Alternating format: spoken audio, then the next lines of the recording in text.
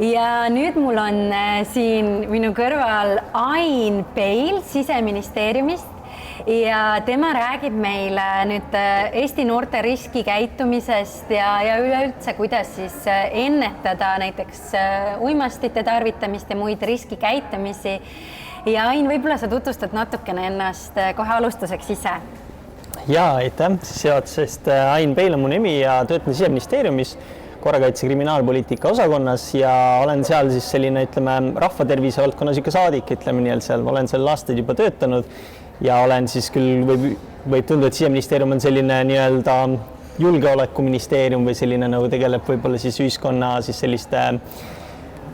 suuremate teemadega nagu sisejulgeolek ja turvalisus, siis võib-olla paljud ei ole teada, et Siseministeerium tegeleb ka ennetusteemadega, süütegude ennetusega, riskikäitumise vähendamisega, et ühiskond areneb, kuritegevust ja seda jääb loomulikult vähemaks ja seetõttu on siis vaja mõtlema hakata rohkem ennetustööle, et kuidas ennetada näiteks seda, et inimesed, et nende turvatunne langeks, et inimeste heaolu väheneks ja nii edasi, et seda on võimalik kõike ennetada. Väga-väga põnev. Sa oled meile valmistanud ette ka sellise mõnusa esitluse, et ma olen valmis kuulama nagu hea õpilane. Ja hea meelega, et kuna ma tean, et paljud selle konverentsi jälgijatest on kindlasti sellised, kelle meeldib vaadata ka nagu silmadega teksti, siis ma kindlasti panin mõned slaidid siia juurde, aga sisuliselt ikkagi mu eesmärk on rääkida siis sellest kõigepealt, et võib-olla millised on sellised põhilised riskikäitumise näited, mida me ise oleme jälginud sellest, et tajuda üldse, et kui turvaline või kui terve meie ühiskond on ja ma vaatan seda natukene muidugi just Siseministeeriumi vaatenurgast. Ja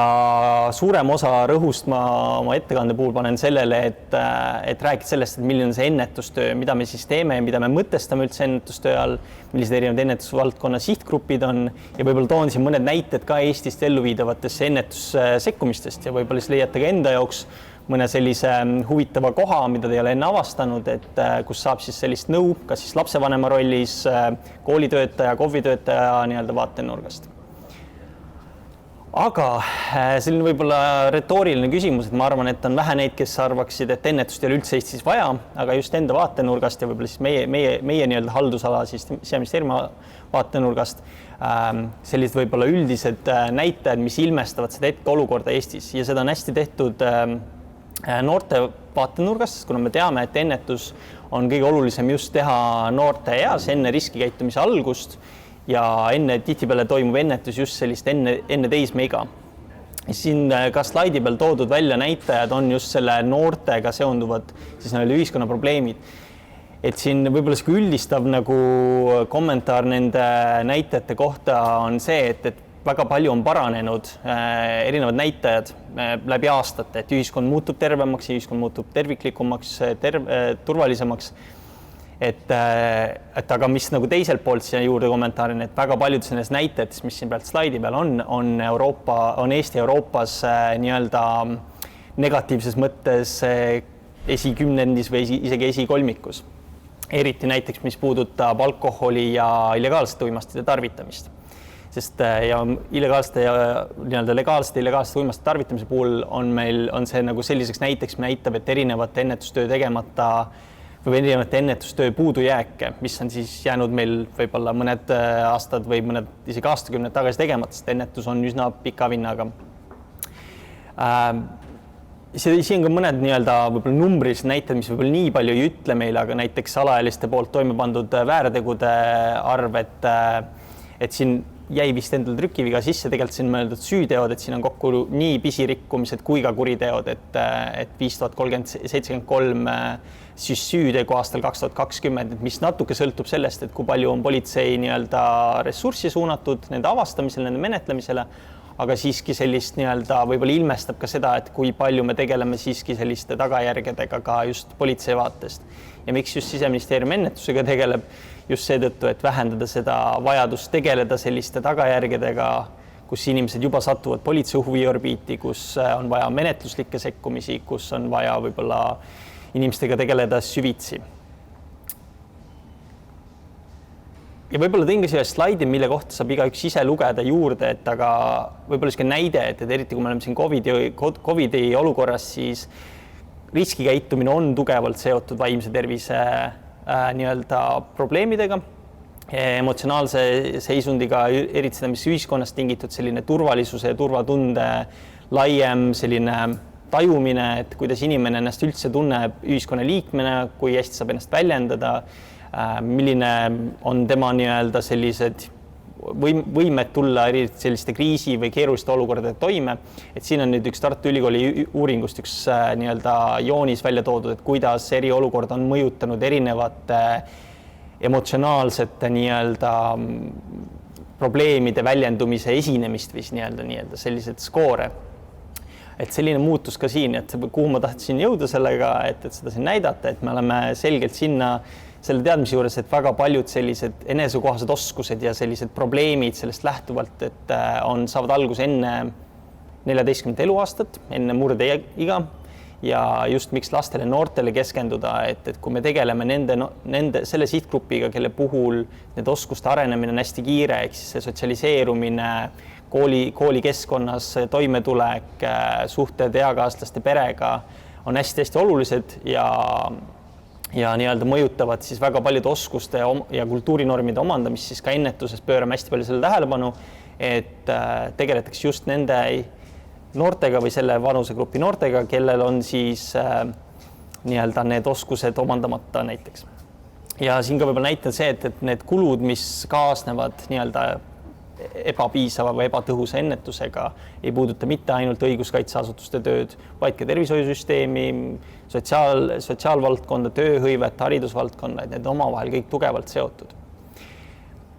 Lihtsalt, kui ma räägin täna ennetusest, ma ei pea siin pikalt kinni, aga ennetuse mõttes me räägin täna vähemalt sellise nurgalt, me räägime probleemi ja sellega seotud muude probleemide või siis tagajärgede ärahoidmisega. Et kui me räägime nagu ennetusest, vahest me mõtestame seda selliselt, et me tegeleme juba probleemsete isikutega, näiteks noori, kes tarvitavad uimasteid, et siis ennetuse mõttes me räägime ikkagi selle riskikäitumise või selle probleemi ennetamisest. Ja ühe mõiste ma tahtsin enne siia sisse tuua, et nagu ma mainisin, väga paljud erinevad valdkonnad on seotud ja miks ma räägin riskikäitumisest ja ennetusest sellises väga laias mõttes, siis siin on siis valdkondade üles ennetuse mõiste, mida me oleme vähemalt riigiametite rollis väga palju viimastel aastatel kasutanud, mille juurde tulnud, et me teame, et väga paljude valdkondade ennetustöö, kui me vaatame neid probleeme, mis näiteks koolist välja langemine, puudulik seksuaalharidus, vähenev füüsiline aktiivsus, uimaste tarvitamine, et nende algpõhjused, miks sellised probleemid tekivad, on tihtipeale hästi sarnased. Ja seetõttu meil tekib selgelt ühisosa, kuhu ühiselt panustades me vähendame kõikide valdkondade nii-öelda sekkumisvajadusi või teenuste vajadusi. Ja võib-olla see ka, et mu tänane presentatsioon ei ole minu enda välja mõeldud. Siin on väga palju seda, mis tugineb juba tehtud analüüsidele, uuringutele ja mitte ainult viimase lähiaasta uuringutele, või väga pikaajaliste mitme aastakümne tegevustele, kus siis, mis tugineb sellise ennetusteaduse nii-öelda teadusharuna, mis siis uuribki sellist erinevate probleemide esinemist, nende algpõhjuseid, jälgib, mis on erinevad riskitegurid, mis ühiskonnas neid probleeme esile kutsuvad ja teiselt poolt siis ka kaitsetegurid, kuidas need probleemide esinemist vähendavaid tegureid siis vähendada ka, jah. Aga see kindlasti muutub natuke selgemaks, kui ma sellest lähemalt räägin. Taaskord, erinevad riskikäitumised põhjutavad erinevaid tagajärgi nii inimese enda elus, näiteks uimast tarvitamine või alkoholi tarvitamine võib tekitada terviseprobleeme või heaoluprobleeme, näiteks töölt kõrvaljäämine, aga ka näiteks negatiivse tagajärgi koolis käimisele, töölt puudumisele, üldse aktiivse kodaniku rolli mõttes ka. Et need on omavahel hästi tugevalt seotud. Ma lähen mõned nendest slaididest üle. Lihtsalt tahtsin näidata seda, et ennetus on osa kogu süsteemist, et eriti kui vaatame hästi teoreetiliselt vaatenurgast seda, et ennetus siin, kui sellel nüüd slaidil vaadata seda tumedamat rohelist, siis on osa sellest, mis eelneb erinevate probleemide ja ravivajaduste nii-öelda ravipõhiste sekkumistele noh, kui meditsiini mõttes me vaatame ennetust tihtipeale haiguste ennetusena, siis siin me räägime üldise sellise heaolu ja sellisene teadmise loomisele, et millega siis ennetatakse ka vajadust näiteks raviteenuste järgi. Ja võib-olla siin veel niisugune teoreetilise poole pealt võib-olla selline üks viimaseid slaide, et ka ennetuse puhul me eristame erinevaid liiki lähenemisi, et kui meil on selline universaalne, ehk siis kogu populatsioonil suunatud tegevused, näiteks nii-öelda mingid programmid, mis siis olenemata riskitasemest või haavatavuse tasemest nii-öelda arendavad oskusi või hoiakuid või norme inimestes, mis aitavad siis sellist riskikäitumist vältida või ära hoida. Valikuse tasandil selgelt gruppidega, selliste haavatavamate gruppidega tegelemine ja näidustatud tasandil siis haavatavate inimestega tegelemine. Et siis meil on ka väga selgelt sellised keskkondlikul tasandil sekkus näiteks seaduste kujundamine, näiteks alkoholi kättesaadavus, mis vanusest üldse alkoholi saab osta või ka nii-öelda kellaajaline müügipiirang. Arengulises etapis näiteks nii-öelda perepõhise programmid, mis on suurendatud riskiga peredele, näiteks kus on vanemate seas on uimastite tarvitamist või siis informatiivne tasand, mis siis toetab nende arengulise ja keskkondliku tasandi võib-olla siis sekkumiste elluviimist, ka näiteks seda, et kampaania, mis suurendavad siis mõnest programmist teadlikkust. Aga ma tulen kohe nüüd näidete juurde, et mis siis ennetuses toimub. Et ennetuses uuringu näitab, ennetuses toimivadki need sekkumisviisid ja ennetusprogrammid, mis avaldavad positiivset mõju noorte tervisekäitumisele valikutele. Ja see tähendab, et nende nii-öelda sekkumiste mõte on mõjutadagi inimeste enda oskusi ja hoiakuid, muuhulgas ka teadmisi, aga me teame, et ainult teadmistest ei piisa, vaid oskuste ja hoiakutele rõhutamine on hästi suur osa sellest ennetustööd. Ja väga paljud nendest näiteks tugineb pikaajalistele uuringutele, mille nii-öelda tõhusust ja mõju on uuritud erinevate kontrollgruppidega erinevates riikides ja toodud siia konteksti, kus Eestis on meil nii-öelda tekkinud ka esmased võib-olla sellised tõenduspõhised näiteks programmid. Mul tuli vahepeal siin ka üks küsimus, et kuna meil vaatajad saavad küsimusi ka küsida, et siis küsimus on, et kuidas neid ennetustegevusi välja töötatakse, kas lihtsalt muude riikide kogemuste baasil või meie endi teadlased Eestis panevad need kokku? Ütleme nii, et ennetusele suunatud ressursid Eestis, konkreetselt ennetusele suunatud, ressursid on üsna piiratud ja väga tihti me selleks, et seda piiratud ressurssides teha õigeid valikuid, siis me tugineme sellele, et kus on juba teadmine olemas, et see sekkumine suure tõenäosusega avaldab ka mõju, seda oodatud mõju ka Eestis. Et vastuseks mõlemat, ajalooliselt võib-olla nüüd viimased nagu 20 on Eestis väga palju asju ka ise välja töötatud, erinevaid sekkumisi, aga me oleme nüüd vähemalt viimasel 10 hästi aktiivselt hakanud vaatama ka teiste riikide kogemuse peale, kus on olnud selline ennetusprogrammide elluviimine selliseks levinumad normiks kui Eestis. Et mis tähendab, et me oleme näiteks võtnud erinevaid programme üle näiteks Soomest, Hollandist, Ameerikast, mille puhul on juba neid viidud ellu ühe põlvkonna noorte jagu, et näha, et kas näiteks esimeses ja teises klassis õpilaste seas rakendatav programm avaldab mõju ka näiteks täiskasvanu eas, näiteks 25-aastaselt. Et kas nemad lähevad rohkem edasi ülikooli, kas nad hakkavad uimastit tarvitama, kas neil tekivad depressiooni näitajaid, vaimse tervisehäireid. Et see annab meile indikatsiooni, et sinna suunatud investeeringud on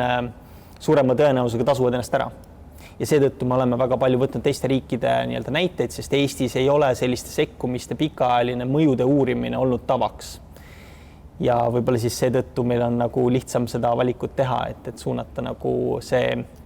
fookus juba, no õpime teiste kogemuselt, ütleme nii, et see on hästi palju tavaks, et väga paljudes teistes valdkondades me tegelikult seda teeme, et me ei tee iga ravimi kohta ise uuringut ja iga nii-öelda meditsiinimetoodika puhul ka muidugi me tugineme sellele, mida me juba teame, et toimib ja mis on efektiivne ja konkreetne ravi mingisuguse haiguse vastu näiteks. Ennetuse puhul on täpselt sama. Aga siia võib-olla sellised põhilised sihtgrupid, kuhu ennetustegevused on Eestis suunatud ja mida teaduskirjandus tegelikult toetab, on lapsed, enne siis teismeiga enne fookus siis eriti efektiivselt enne 10. eluaastat, aga näiteks need oskused või need pädevused, mida arendatakse nende ennetustegevustega, on selgelt sellised oskused, mida me nagunii tahame näha, et lastes arendatakse. Lihtsalt ennetustegevuse fookus on teha neid hästi kontsentreeritud, teha neid hästi õige metoodikaga eagrupi, nii-öelda sihtgrupi eale vastavalt. Näiteks laste puhul enesekontrolli oskuse arendamine, kuidas tunda oma tunnetega toime, kuidas arendada seda suhtlemisoskust, eriti kui me läheme lasteaiast kooli, meie keskkond muutub, meil tekivad uued nii-öelda normid, uued reeglid, uued kokkulepped, iseenda rolli mõtestamine, ka probleemi lahendamise oskus ja muidugi hästi tugevaks selliseks kaitsetegurid on lihtsalt ka koolis käimine, ka hariduse omandamine, akadeemilised oskused, laste seas eriti selline mahajäämine hästi suur riskitegur. Noorte seas, kus me räägime eriti põhikooli ja gümnaasiumi astmes, siis samamoodi paljud nendest oskustest on hästi sarnased, aga ka näiteks teatud oskused uimastitest keelduda või eakaaslaste survele vastu, aga sellise enesekohased oskused, mis siis võimaldavad noortel teha teadlikke valikuid, analüüsida võib-olla seda infot, mis saadakse, kahelda teatud asjades, aga samas nagu otsidagi infot juurde, kui huvi selle vastu on näiteks. Ja muidugi eraldi pered, et perepõhine ennetus on väga efektiivne, aga peredeni jõudmine on oluliselt keerulisem kui laste ja noorteni, sest lapsed ja noored ju koolikeskkonnas on nendele ligipääs on lihtsam, siis peredeni jõudmine on oluliselt kulukam ja keerulisem, aga perede puhul selgelt vanemlike oskuste arendamine, sellise turvalise ja sellise prosotsiaalse vanemate ja lastevahelise suhte arendamine väga tugevaks selliseks fookuseks perepõhistes ennetustegevustes. Näiteks, kuidas selliseid kokkuleppeid teha, et mis kell koju tulla, kuidas rakendada sellist usaldusväärset vanemlust, et lapsed usaldaksid oma vanematele probleemidest rääkimist, et vanemad teaksid, kus nende lapsed käivad, millised sõbrad neil on, millised hobid, tunneksid huvi. Väga selgelt sellised asjad, mis on tegelikult hästi loomulikud ja võiks öelda, et nii-öelda me ju teeme seda nagunii. Jah, me teeme seda nagunii, aga ennetustegevused ja sekkumised, mis on siis just selle konkreetse eesmärgi nimel ellu kutsutud, siis aitavad sellele kaasa ja teed seda hästi kontsentreeritud seda. Ja seda ma ette ei loe, see on hästi palju kordab seda, mis on juba, ma olen varem rääkinud erinevate nii-öelda siis arengu nii-öelda näitajate nii-öelda baasil, et millised on need oskused, mida arendada, et siin on võib-olla mõned välja toodud. Ma pigem läheks siis võib-olla siis sellesse plokki, kus ma tahaks tuua teile mõned näited sellest, mida me Eestis juba oleme teinud, mõnda asja juba aastaid, mõned on uued ja mõned näited sellised ja need on asjad, mille kohta te saate ise ka juurde lugeda ja kellel on arvutis lahti brauser, siis ka võib siin sealt nii-öelda kohe ka kõrval jälgida. Aga võib-olla kõige lihtsam ja võib-olla selline nii-öelda kõige massideni jõudma sellise informatiivse ja universaalse tasandi ennetus, siis tarkvanem.ee. Ma ei saa kuulajatel küsida, et kui palju on seda lehte külastanud, aga ma küsin sinu käest, Marilyn, et kas sina oled näiteks seda lehte külastanud? No tegelikult sa saad küsida küll kuulajatelt, et kirjutage siis sõnumitesse, et kui paljud on seda lehte külastanud, aga mina olen seda lehte külastanud küll. Ja täitsa minu arust sellel lehel olen ma eelkõige viibinud alkoholilehel. ma kahtlustan, et mingi hetk ma käisin sealt vaatamas mingit asja. Ja see on väga hea, et see leht on saanud alguse selgelt sellise uimasti ennetuse fookusega. Et see nüüd, kui ma ei eksi, siis aastast 2012 või 2013 ja see on kunagi Siseministeeriumi algatusel nii-öelda käivitada Siseministeeriumi nii-öelda ressursside eest ja seda veab eest siis Tervise Arengu Instituut, kes on seda laiendanud vastavalt selle vajadusel, millega lapsevanemad siis silmitsi seisavad. Eks see on sisuliselt selline portaal, mis koondab sellised võib-olla riskikäitumise ja erinevate nii-öelda selle alaliikidega seonduvad sellised head praktikad teistest riikidest, teaduskirjandustest ja toob sinna juurde ka võib-olla selle eapõhise lähenemise, mida väga paljud asjades ei ole, et on see info küll, et näiteks mis on uimastite mõju on ja teaduspäev või kuidas see mõjutab meie tervist, aju arengut, aga seda ei ole käsitletud selliselt, kuidas seda eapõhiselt lastega rääkida. Et tõin selle näite ka, et ja ma tõingi täpselt alkoholi näite, et väga hea, et sa isegi selle välja tõi, et tegelikult siin on, kui minna sinna süvitsi sinna lehte, siis samamoodi on siit võimalik leida erinevaid eagrupi põhiseid lähenemisi, et mida siis soovitatakse lastevanemad, kuidas sellest rääkida, millised on need nii-öelda alkoholi mitterääkimisega seonduvad sellised head nii-öelda nipid on näiteks, et siin on, et ole kursis, millised on lastevanemate seas levinud müüdid, on, et teada ka neid müüte, et kas lapsele alkoholi proovide andmine siis ennetab seda, et laps läheks peole sõpradega alkoholi jooma, mis on hästi võib-olla levinud selline müüt ja mida me näeme ka praegult, aga seal on väga tugev teadus taga, et miks ütleb, et tegelikult see ei ole väga hea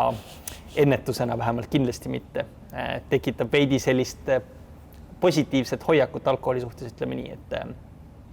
aga sellises erineval vanugrupis, et seal on tõesti väga palju materjali, seal võivad võtma aega selleks, et seda läbi käia. Ja selgelt sellisele vanemale, kes siis nagu tahab tunda neid teemasid arutada, soovitus on, et ärge oodake seda, kui laps ise tuleb alkoholi kohta küsima või satub esimest korda purjus peaga koju, siis vaadake, lugege oma lapse vanusest lähtuvalt palju häid nippe, palju häid videosid.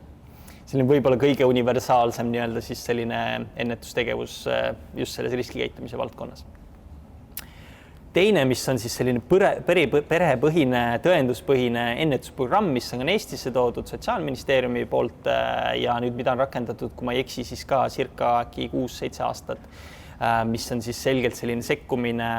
mida võib rakendada nii kõigil vanematel, kes tunnevad huvi, võib ka nendel, kellel on teatud mingid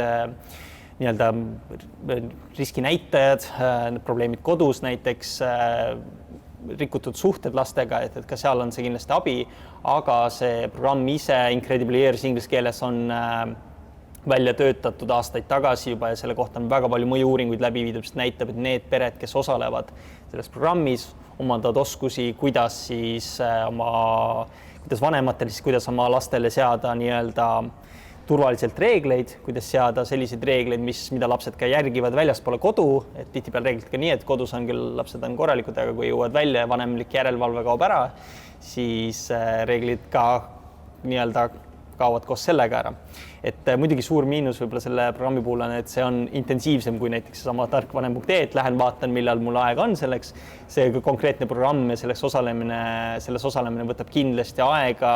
nõuab sellist nii-öelda pühendumist ja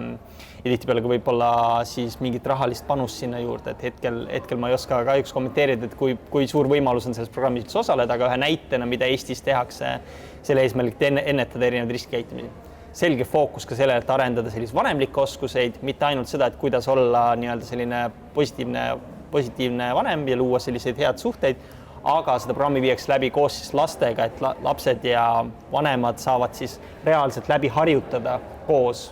sellises turvalises keskkonnas, kuidas neid oskusi siis päriselus ka rakendada või selliseid, kuidas siis leppida kokku reeglites, mida lapsed jälgivad näiteks ka väljaspool kodu on ja ka mis toetab sellised laste enda nii-öelda vabamat arengut. Ja siin ka võib-olla sellised 4 soovitust, mis on sellelt samast programmi nii-öelda materjalist pärit. VEPA käitumisoskuste mäng, et good behavior game inglise keeles, et universaalsel koolipõhisel tasandil maailmas ma arvan, vaieldamatult üks enim tõendust leidnud programme, mis on USA-s siis pärit, mida rakendatakse Euroopas äkki 5 või 6 erinevas riigis ja nüüd ka Eestis siis viimased äkki 5 aastat, kus siis see käitumisoskuste mäng esimeses kooliastmes peamiselt, 1., 2., 3. klassis annab siis õpetajatele sellised väga hästi läbi uuritud, testitud, väga praktilised tööriistad, kuidas klassis tundi hallata. Et kuidas siis seda teha selliselt, et lastel tund oleks lõbusam, kuidas ülesannet täitmine oleks lõbusam ja mis võib-olla kõige olulisem, et kuidas lapsed saaksid ise harjutada enesekontrolli oskuses. Kui me tuleme kodust, meil on oluliselt rohkem tähelepanu vanemate poolt, klassis on meid 25, koolis on meid, klassis on 25, kodus me oleme võib-olla olen üksinda või kahekesi, see tähelepanu saamise viisid on väga, väga erinevad ja just ka seda, et kuidas lastel on võimalik siis seda tähelepanu läbi positiivse tunnustamise ja märkamise siis saada. samamoodi ühiskonna mõttes on see programm, mida on uuritud tõesti, et see programmi rakendamine aitab täiskasvanu eas noorte seas ennetada väga palju erinevaid probleeme, näiteks uimasti tarvitamine, vaimse tervise häired, enesetapud, kõik teemad, mille puhul, millega kaasneb ühiskonnal väga palju siis kulusid ja probleeme. Ja muidugi VEPA puhul, miks ma sellega siia näiten tõin, on ka eraldi lapsevanematele suunatud kodukäsiraamat, mida saavad kõik vabalt lugeda. Guugeldage VEPA kodu vanemaraamat ja leiate siis väga praktilise juhendid, kuidas siis kodus seda käitumisoskuste mängu mängida, mis teeb kindlasti paljud sellised kohustuslikud tegevused nagu nõude pesemine või toa koristamine palju lõbusamaks ja mänguliseks. Ja siia lõpupoole siis viimasena siis SPIN-programm, mis on suunatud samamoodi noortele, et arendada nendes enesekohaseid oskusi läbi siis sporditegevuse, kuidas teha väljaspool perekodu, kooli, ka huviringides selliseid nii-öelda mõtestatud tegevusi, millega siis noortel arenevad enesekohased oskused, väheneb selline riskide võtmine, paraneb koolis käimine, õpitulemused. Et SPIN-programm on ka Eestis olnud 2013 aastast ja tehakse väga paljudes erinevates maakondades, kus siis noortele hetkel praegult läbi jalgpalli pakutakse siis selliseid lisategevusi lisaks spordile, mis noorte jaoks on hästi oluline, tuleb trenni sporti tegema, aga seal on ka väga palju erinevaid selliseid oskusi arendavaid tegevusi. Näiteks sellest, kuidas seista eakaste survele vastu, kuidas nii-öelda märgata endas erinevaid vaimse tervise probleeme, kuidas ennetada sõltuvuskäitumist ja nii edasi. Ehk siis, mis töötab, need lähenemised, mis siis vähendavad, mõjutavad riskikäitumise põhjusi,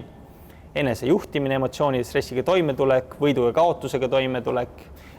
vähendab sellist eakaaslaste survet ja muidugi ka konteksti ja võimalusi, et ka teatud näiteks uimastite kättesaadus võib mõjutada selliseid riskikäitumise avaldumisi.